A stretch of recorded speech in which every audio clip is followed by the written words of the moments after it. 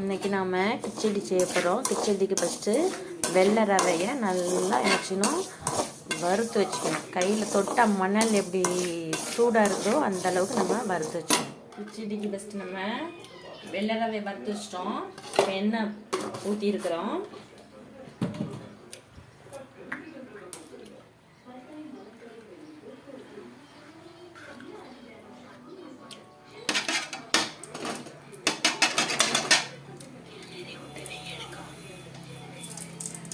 நெய் கொஞ்சம் ஊற்றிருக்கிறோம்.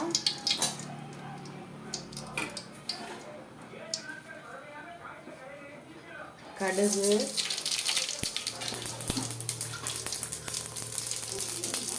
கடலைப்பருப்பு,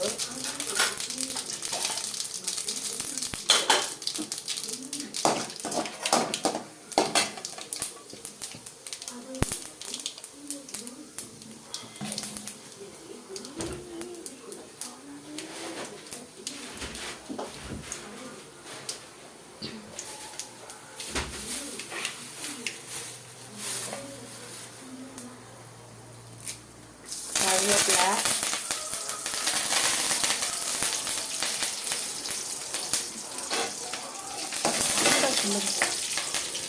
வெங்காயம்,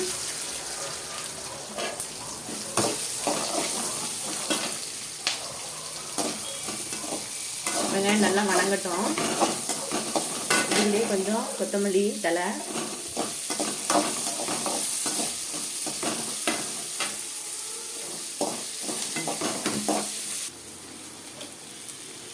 இதில் நம்ம எடுத்து வச்சிருக்கிற பீன்ஸு, கேரட்டு, பச்சை மிளகாய் எல்லாம் போட்டு என்ன செய்கிறோம், நல்லா வணக்குறோம்.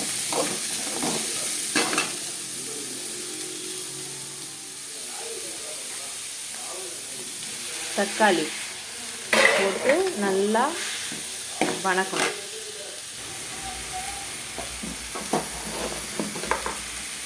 உப்பு 2 போடணும், போட்டு வணக்கணும். அப்போ தான் அது நல்லா வணங்கும். நல்லா வணங்கிட்டு இருக்குது. இதுக்கிட்ட 2 சீரகம் போடணும். சின்ன சீரகம் போட்டால் வாசமாக இருக்கும். பாருங்கள், தண்ணி கோத்துட்டு நல்லா பார்த்திங்கன்னா தண்ணி கோத்துட்டு நல்லா நிற்குது.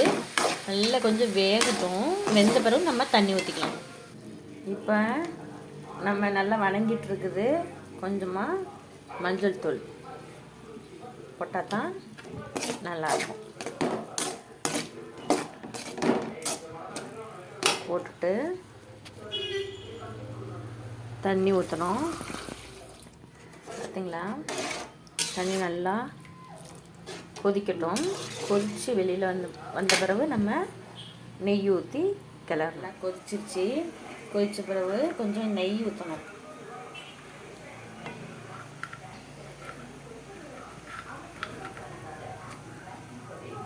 தேவையான அளவு உப்பு போட்டு டேஸ்ட் பார்த்துக்கோங்க. கரெக்டாக இருக்கணும். நம்ம எப்படி பொரியலுக்கெல்லாம் பார்ப்போமோ அந்த மாதிரி கரெக்டாக பார்த்துக்கோங்க. பார்த்துட்டு வச்சுருக்கிற ரவை, காக்கு ரவைக்கு நாங்கள் செய்கிறோம். உடனே கிளறணும், இல்லைன்னா கெட்டி விழுந்துடும்.